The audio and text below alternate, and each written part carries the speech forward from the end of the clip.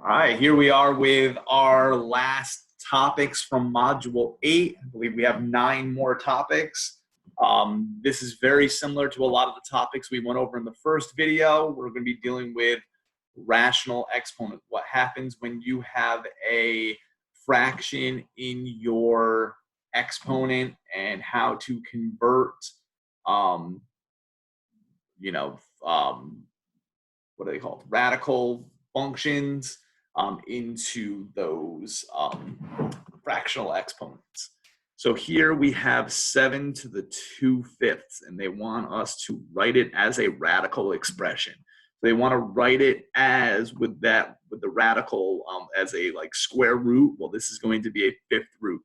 So underneath that denominator, that becomes the root of the radical.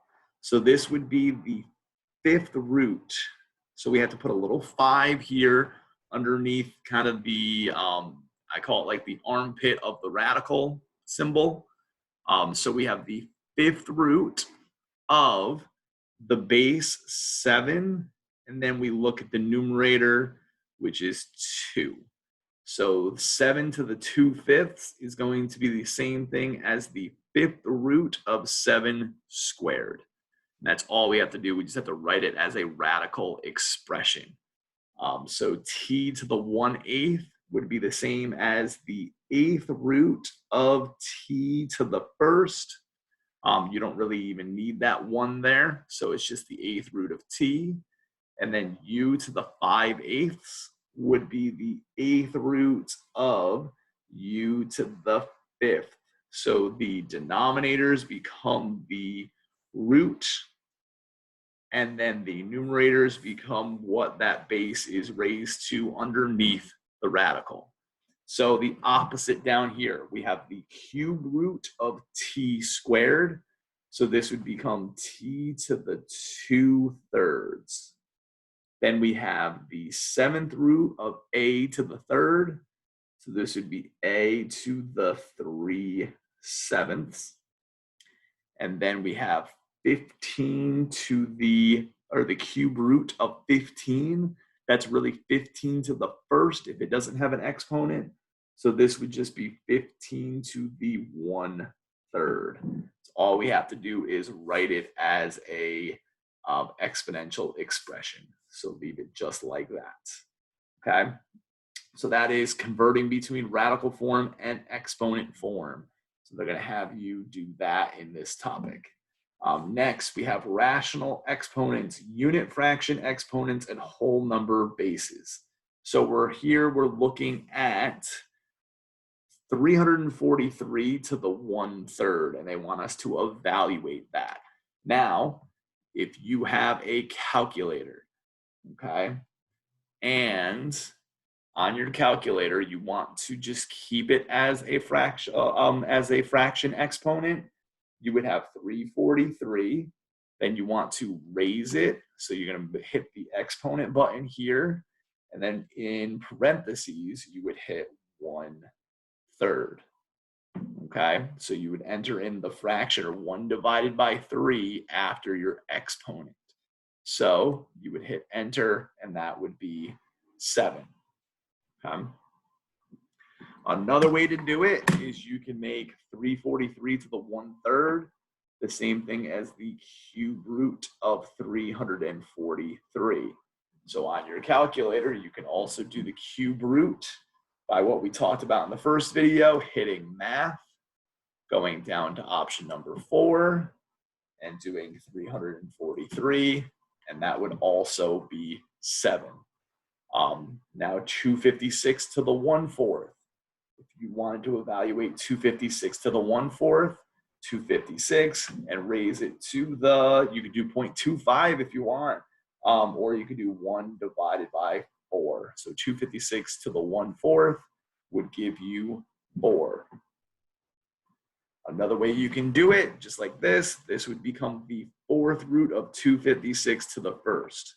So we have the 4th root of 256. Now, 4th roots on a calculator is you would hit math.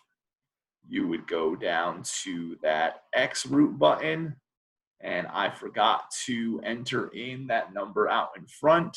So what I can do is I could start again. I could hit 4, then math, then option 5, and then 256. And that would also give me an answer of 4. So using a calculator is definitely a must with these. You can keep it in fractional form, or you can convert it into a cube root or a fourth root, whatever the denominator would be. Okay.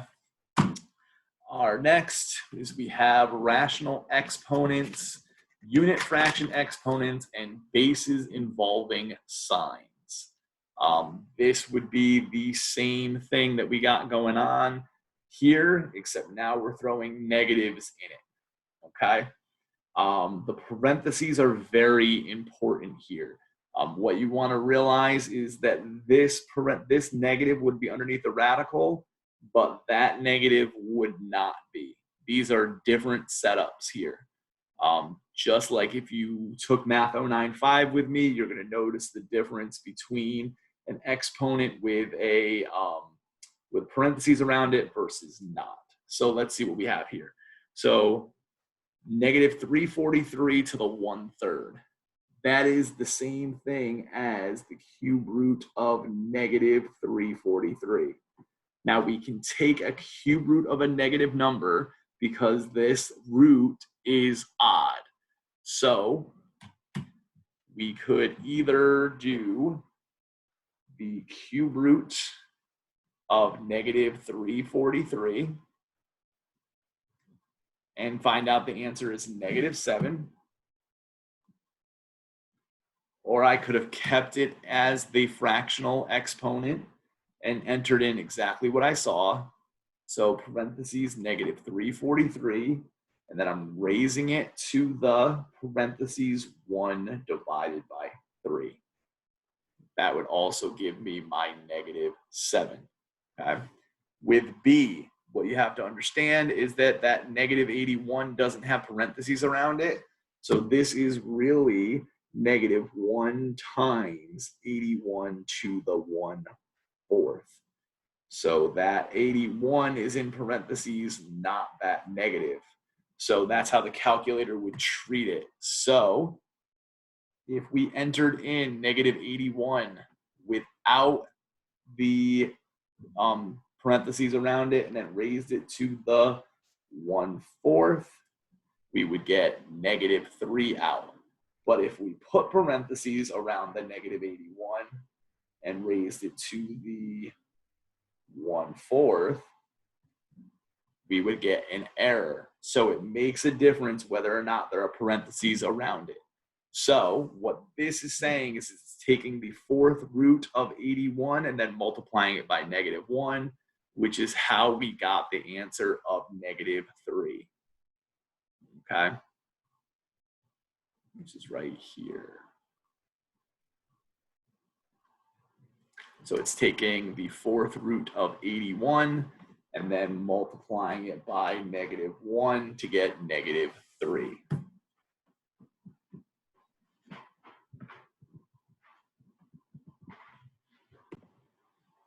Okay, now we're going to move over to our other set of problems in this same topic. And we have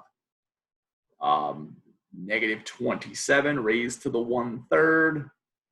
So in our calculator, I'm just going to enter in exactly what I see. So parentheses, negative 27. And I'm going to raise it to the, now in parentheses, 1 divided by 3. Okay, you have to put parentheses around that 1/3. If you don't, it's not. It's going to take the first, it's going to raise negative 27 to the first power, which is going to be negative 27, and then divide that by 3. So you would get an answer of negative 9. That's not the case.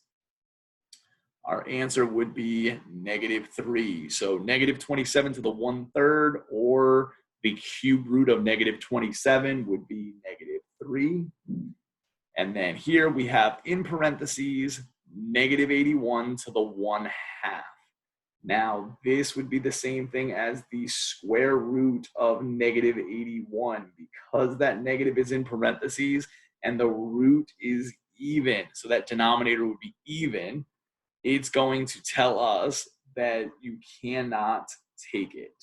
So we have negative 81, and we're raising it to the 1 divided by 2 in parentheses, and it's going to say non-real answers on your calculator or give you some kind of error.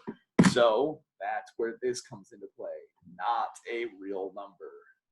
So not a real number. Okay, so having a calculator or a calculator app to do this is going to be a big help.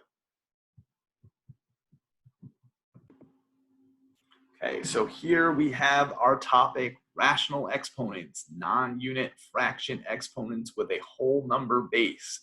So we have a whole number 125 raised to the 2/3.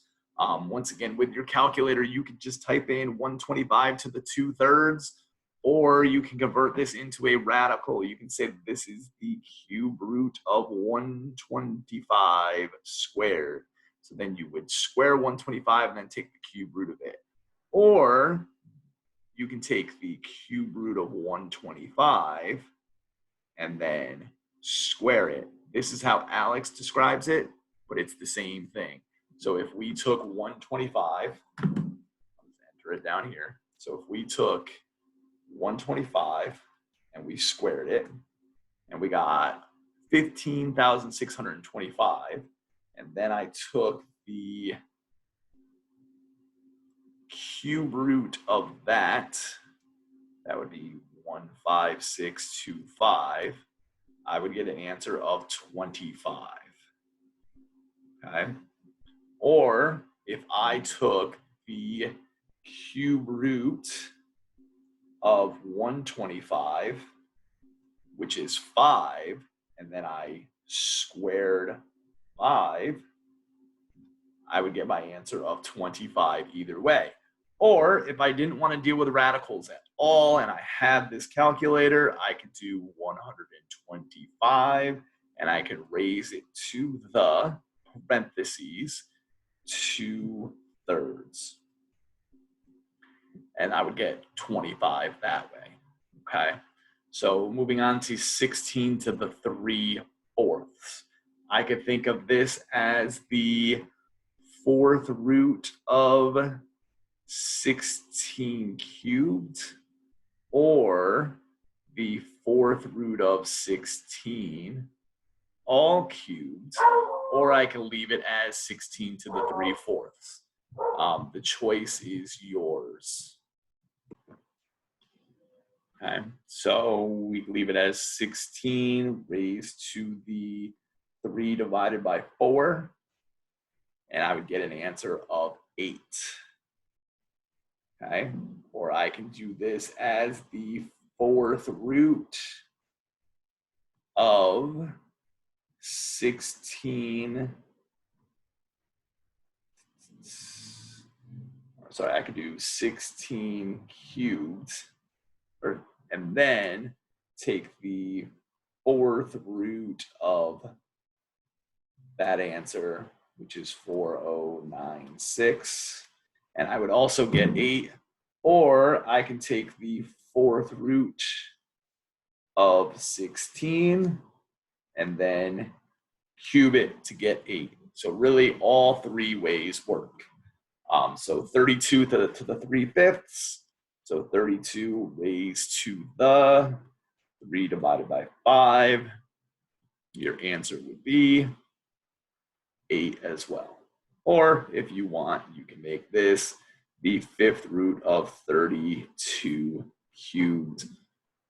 Sorry, 5th root of 32 cubed, or the 5th root of 32 all cubed instead of just 32. Either way, you get 8. Okay, you'll notice the next 3 topics have big slashes through it. That means we are not doing those in Alex. Those have been taken out due to our distance learning and all that's going on. So we're going to move down to these next 2 topics, which are simplifying a radical expression with an even exponent. Okay, so what you have to, we did a little bit of this before. This would be a root of 2. When you don't have a root out in front, it's going to be 2. So this would be the square root of 32 times the square root of w to the 10th. Now the square root of 32 is not a perfect square. So we have to go through and find the largest perfect square that goes into 32 evenly. So our list of perfect squares are 1, 4. So that would be 1 squared, 2 squared, 3 squared is 9, 4 squared is 16, 5 squared is 25, 6 squared is 36, 7 squared 49, 8 squared 64. Okay, so we're finding the largest perfect square that goes into 32. So 25 doesn't divide into it evenly, but 16, right? So 32 divided by 16 is 2. So this would become the square root of 16 times the square root of 2. The square root of 16 is 4, so this would be 4 square root of 2. Now, the square root of w to the 10th. This would be w to the 10 divided by 2, because this is a square root. So the exponent divided by the root, so 10 divided by 2 would be w to the 5th. Now, how do we write this as one term? Personally, I leave the square root until the very end. So I would write this as 4w to the 5th times the square root of 2. 4w to the 5th times the square root of 2. Same thing we have over here is we have the square root of 50x to the 16th. So you break it up to be the square root of 50 times the square root of x to the 16th. Now the square root of 50 is not a perfect square, so we look for the largest perfect square that goes into it. 49 wouldn't go into it evenly, 36 doesn't go into it evenly, but 25 goes into it twice. So this would be the square root of 25 times the square root of 2. The square root of 25 is 5. So this would become 5 times the square root of 2. The square root of x to the 16th becomes x to the 16th divided by 2, which would be x to the 8th. So we want to write this as 5 x to the 8th times the square root of 2. Okay. Next, we have simplifying radical expressions with odd exponents, okay? Now, these were both even exponents. Now, what's the difference between an even and an odd exponent when it comes to simplifying radicals? An even exponent is going to be divided by 2 and it's going to come out nice. An odd exponent can't be divided by 2 without looking at a remainder, okay? So we have to think back to our division days on what our remainder would be. So we have the square root of x to the 13th. So this would be the same thing as x to the 13 over 2, okay? So how many 2's go into 13? Well, that would be 6 2's go into 13, right? Because 6 times 2 is 12. And then how many would be left over? So this would become x to the 6th times the square root of x to the 1st. Okay, so we leave our remainder underneath the square root. So we can take out 12 x's, right? Or I can kind of look at this as x, the square root of x to the 12th times the square root of x to the 1st. And then the square root of x to the 12th would be x to the 6th. And then I can't take the square root of x to the 1st because because this is a 2 and 2 doesn't go into 1. So I would leave it as x to the 6th times the square root of x, really to the first. So the remainder stays underneath the radical. Okay, same thing over here. We have x to the 19th. So I need to think of this as 19 over 2. How many 2's go into 19? There would be, what, 9 2's that go into 19 with 1 left over. So this would be, so 19 over 2 is really 8 1/2. So we would look at it as x to the 8th, or sorry, x to the, not 8th, x to the 9th, because 9 times 2 is 18. And then you'd be left with the square root of x to the first. Okay? So we could break this down to be x, the square root of x to the 18th times the square root of x to the first, just like we did over here. And the square root of x to the 18th would be x to the 9th. And then the square root of x to the first would just stay. So our answer would be x to the 9th times the square root of x.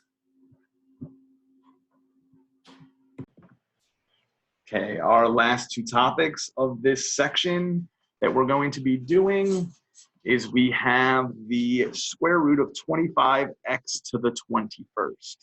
So we have to look at it as the square root of 25. We do that separately. And then we have to see, so we have x to the 21st over 2. So how many times does 2 go into 21? It goes in 10 times. So that would be x to the 10th with 1 left over. So I have the square root of x there. And then the square root of 25 is 5. So our final answer would be 5x to the 10th times the square root of x. Now we have the square root of 8y to the 21st. The square root of 8 is not a perfect square, so we have to break it down. That would be the square root of 4 times the square root of 2. 4 is the largest perfect square that divides into 8, and the square root of 4 is 2. So the square root of 8 becomes 2 times the square root of 2.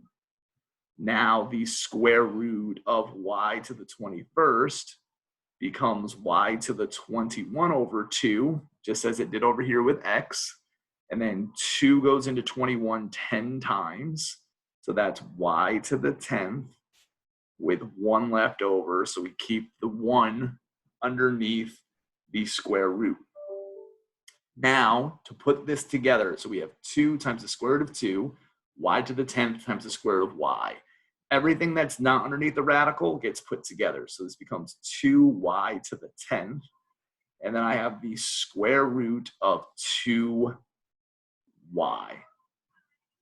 Okay, so everything that's not underneath the radical stays on the outside. Everything that's underneath the radical goes underneath 1. So our answer would be 2y to the 10th times the square root of 2y. One more time, we have the square root of 40y to the 19th. So we're looking at the square root of 40 and then the square root of y to the 19th. So the square root of 40, we'll start with that. What is the largest perfect square that goes into 40? Okay, is it 36? No. Is it 25? No. Is it 16? No. Would it be 9? No. It would be 4. So I have the square root of 4 times the square root of 10. The square root of 4 is 2. So that becomes 2 times the square root of 10. Then we have the square root of y to the 19th. So y to the 19th is y to the 19 over 2. How many times does 2 go into 19? I feel like we've done this before. It goes in 9 times with 1 left over. So we would have y to the first left inside of our radical.